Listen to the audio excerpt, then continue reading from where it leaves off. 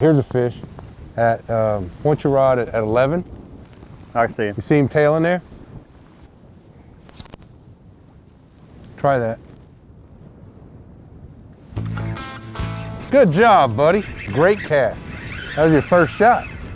I'm really excited about the day. You know, I spend much of my time throughout the year guiding or tournament fishing. There's a lot of pressure involved. This is about going out with a buddy.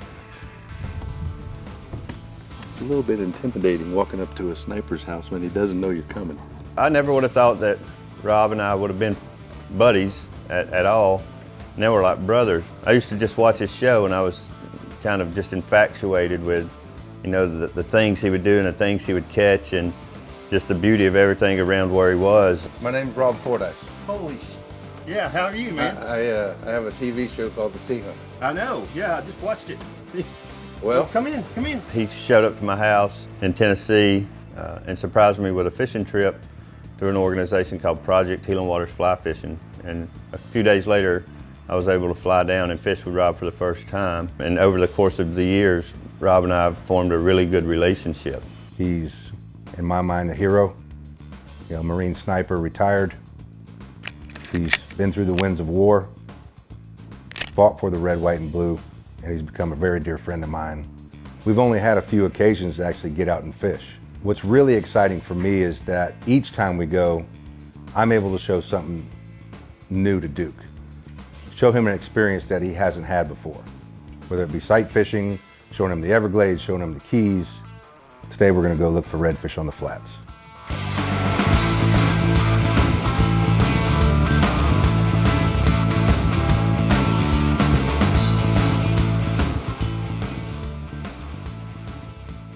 Anywhere that you see how the bottom's dark there? Mm-hmm. That's shallow. Dark here, Yep. shallow. You can see kind of the current follows the gut. Right. You want to be fishing in the gut. Okay. With the cool water that happens after a passing front, it offers opportunities in the shallows. Once the sky clears and the sun starts to warm these mud flats, the fish will climb up on these banks to feed. They'll lay in potholes as an ambush point, and they'll actually get up and tail in the grass. Great sight fishing opportunities with a fly rod, a spinning rod, throwing artificials. It's like hunting more than fishing. You're actually poling around in search of the fish before you even make a cast. Point your rod at 11. You see him tailing there? I see him. Try that. Good job, buddy. Great cast. Got you a redfish, brother. Just stay tight and kind of pull up so he doesn't bury you in the grass. Yeah, I'm trying to keep him out of it. Oh, that's pretty That's nice. a nice fish, yeah. That's a nice fish. I do believe if I get this guy in, that's the biggest red I've caught. Oh yeah. If he goes under the boat, just go around with the rod tip. There you go. Good. Look at you. You sniped his ass. That was a good cast. That helps. In this water, if you don't put it an inch from their face, you know, they ain't gonna see it. That was not an easy cast in that wind. This dude ain't getting tired, Rob. That's a good fish. Light little rod. Gonna grab a net out of here. I don't want to take a chance. I don't want to be responsible for losing your biggest redfish. That's a good idea. I'm pretty sure it's the biggest one I've ever caught. Well, you just caught him. Look at that. Duke has been around the world. He's seen some amazing things that most of us will never see. And to see him get excited about catching a fish and to see him get excited about seeing a fish before he's even cast, it gets me excited. I do this every day. And it truly means so much to me to see how much he's enjoying this moment and how excited he gets every time he hooks up. God, feel how cold he feels. Yeah, that water's cold, isn't it? He doesn't have a lot of lice on him either, does he? You know, most of these fish are pretty clean. You rarely actually see it here in Florida Bay. Wow, look how blue his tail is, man. That's a nice fish, man. Beautiful fish. Much prettier than the guy holding.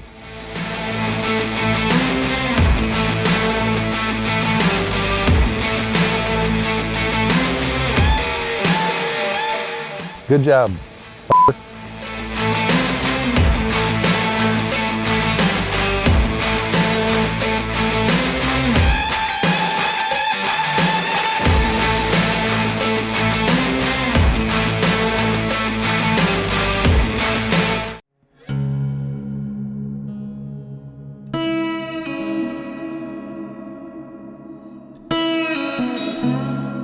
It's typical December here in South Florida. The passing of cold fronts every 2 or 3 days. The wind has a little coolness. The air is crisp, and the days tend to be sunny. The one good thing that happens after a front, the sky turns blue, the sun comes out, and the flats start to warm. It's a great time of year to fish in Florida Bay, especially on the shallow flats that offer sight fishing opportunities. When I first experienced the Everglades, it was inside the backcountry and it was loaded with mangroves and these tight canals. I never knew that once you got inside the Everglades that it would open up and you would have these big flats, almost like you were just fishing, you know, the flats in the Keys. And so it was a really neat thing to get out there and see just the variation that the Everglades offer. In this scenario, the watercolor is a little bit off. It's a little bit dusty because of the wind, but we do have good sunlight. These fish are going to have a pinkish hue. Their tails will be slightly darker than the rest of their body. Sometimes because their head's down in the grass, all you see is the tail. Now he's right at 12. Point your rod, point your rod. There, you're pointing right at him. Just short, buddy. 40 feet, 45 feet. There's two there. I just caught a glimpse. Yeah, that's the one I was seeing originally. That was a good cast. You didn't have time to twitch it. Stay tight.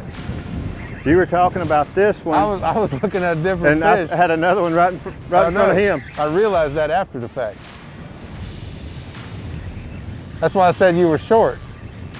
You were right on the one that you saw.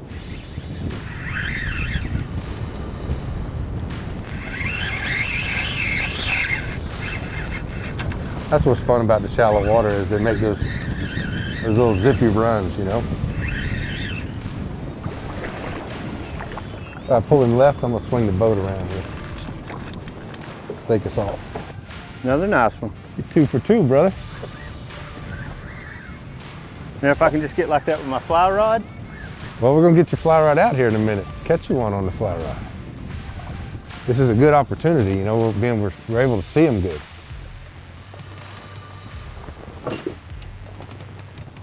This guy's angry.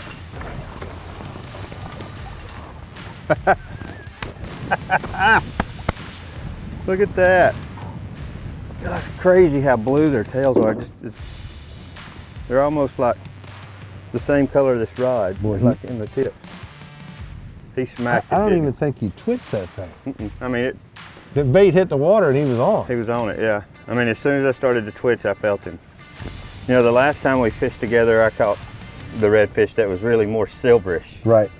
And was that just the time of the year, or? You know, I think it's more the area. We were fishing in an area that the bottom's a little sandier and a little bit clearer, and they kind of take on the hue of where their surroundings. You know, here we're some grass and potholes mixed, and the water's a little bit darker, a little more brown to the water. Yeah, there's a lot more grass around here. Yeah. All fish take on the hue of the surroundings they're in at a particular time. You know, a redfish can be copper colored like a penny. He can be more silvery colored if he's over white, clear sand. These fish are on grass and on mud. They're kind of a gray slash with, you know, a reddish, a brick red kind of hue through them. And the unique thing about the wintertime is they eat a lot of shrimp. And whenever redfish eat a lot of shrimp, their tail gets very, very blue. The very tips of their tail get almost sky blue. It's an amazing thing.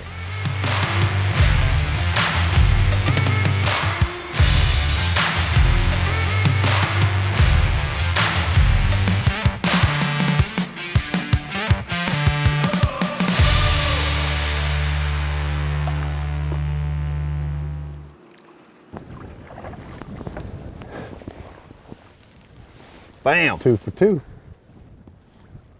Let's see if we can make it 3 for 3. You want to try another one with that, or you want to bring the fly rod out? Well, this appears to be working. My daddy Okay. said never leave biting fish. Don't fix it if it's not broke. Yeah. Now that you're an official captain and a fishing guide, Never leave biting never fish. leave fish to find fish. We never do that.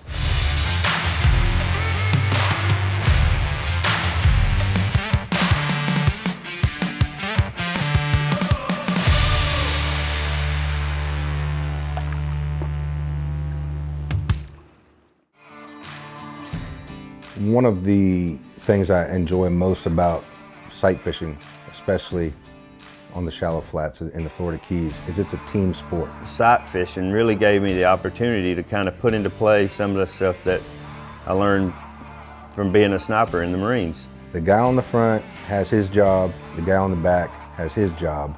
Over here to your left, Duke. The angler is going to be the one taking the shots. Rob, who is essentially my spotter, standing on the tower in the back to say, hey, there's your fish target at 2 o'clock. I got to spot the target, and I got to position the boat in a place that the target is reachable. Coming at you at your 9. You see him? I see him. Go. I felt like I was on a mission again to catch this special fish that was just sitting there. Both ends of the boat are as important as one another. You got him, buddy. Good job. Man, he showed up dark, didn't he? Yeah, he showed up like, He was so dark, I thought he might have been a snook at first. That was cool. yeah, it was just right. Everything worked good on that one, didn't it? So fun when you can see him like that. Oh, I know. This guy's a little upset, ain't he? I guess I would be too if I had a hook in my mouth.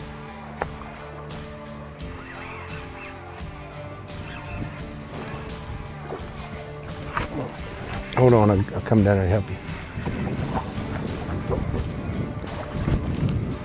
Come on, buddy.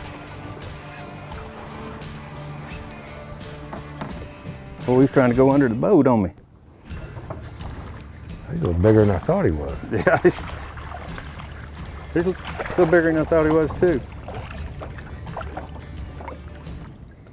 Nice.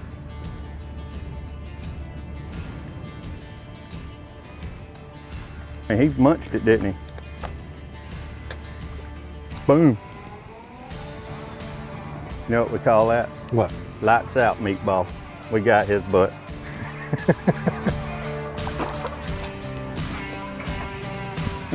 Another one bites the dust.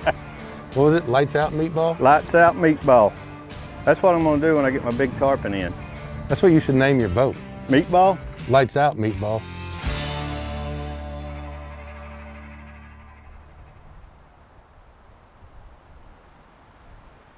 In this particular setting, because the water's a little off color, it's windy, these fish have their heads down, they're tailing in the grass.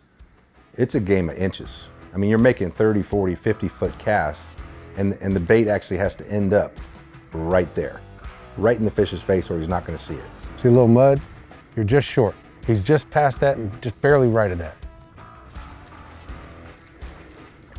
It's kind of glowing. See him coming at Oh you? yeah, I see him coming at us now. Well, scared him off, didn't I? Hey, snipers are supposed to be stealthy. You're not like a grenade launcher.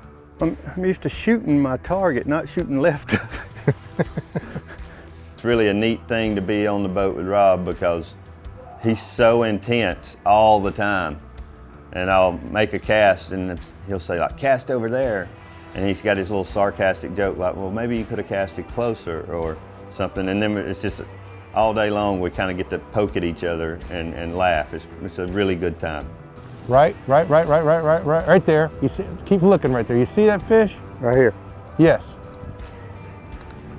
A little further than that.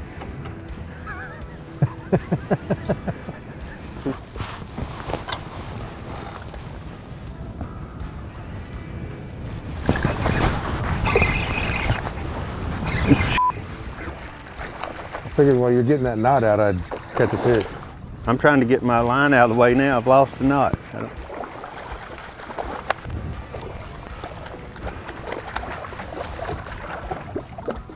Come here, spinner.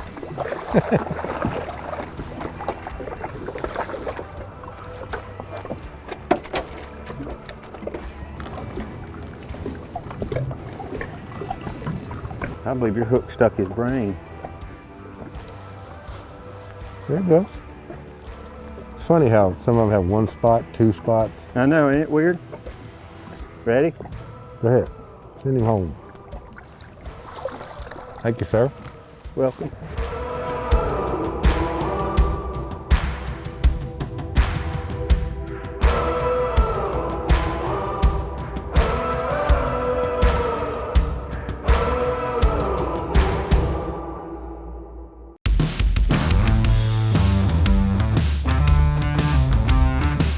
By South Florida standards, this was a cold morning.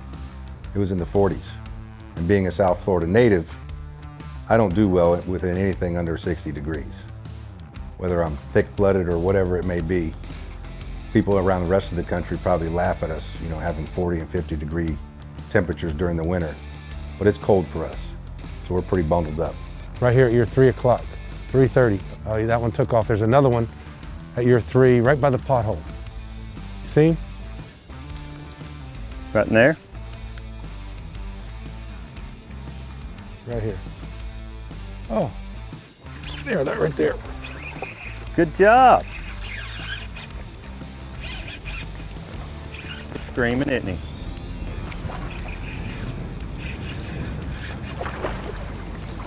It's so fun. I'm gonna let you help me with that guy.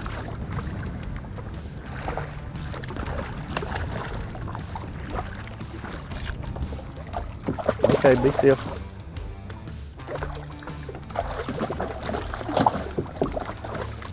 He doesn't like you. I know. It's a good fish. Look at that, man. Yeah. He's pretty, ain't he? He is. It'd be good fish tacos. Thank you, buddy. As the tide rises, you move further and further up on these flats and kind of follow the water level. But once it starts to fall, you do the same. You start falling off towards the edge of the flats. And once it gets low and the flats are exposed, the fish fall off into the channels and ditches. Better hold on to your rod. Get ready to get ripped. I'll tell you what, these flukes changed the game for bass fishing. They have for saltwater fishing too. Oh yeah, that looks pretty nice.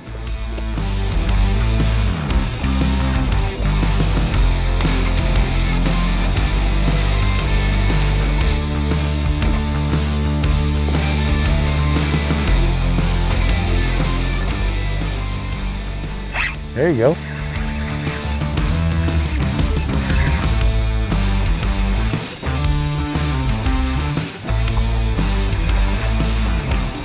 Yeah, he hammered it.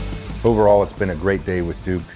I got to expose him to some really good sight fishing situations for redfish.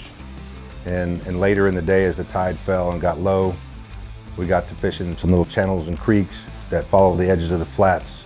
Got to catch snook, redfish, multiple redfish, sight fishing. Showed him something he's never seen before. I got to spend a day with a great man and a good buddy. Doesn't get much better than that.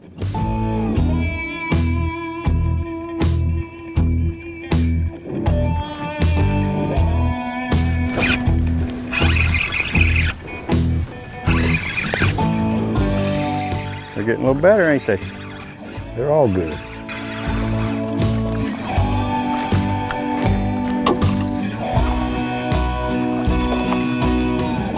Hook just fell right out.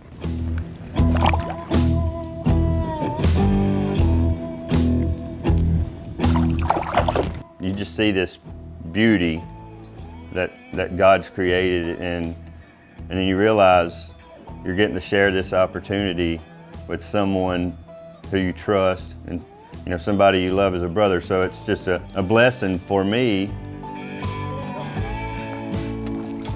Oh yeah, this one's a lot better, huh?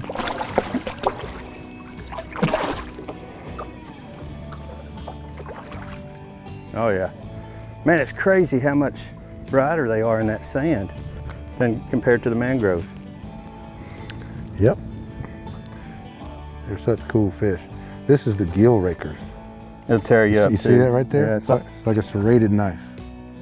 to be able to spend this time with Rob, we were laughing and giggling and fishing, and and fishing really just kind of became the last part of it, and the fellowship of being together, you know, in nature really is a satisfying thing for two good friends to have. I think back at the time that I got on a plane and flew to Tennessee and surprised you Oh yeah, with a trip. And Yeah. I never imagined that, you know, 3 years later, right, and all the things we've done together since, right. that we'd have created a friendship. But I'm happy that we did. Yeah, I mean, you're part of my family. Your whole family is, you know. And I tell you, my health has improved a lot since then. And, you know, there's just a lot of goods that have happened in my life.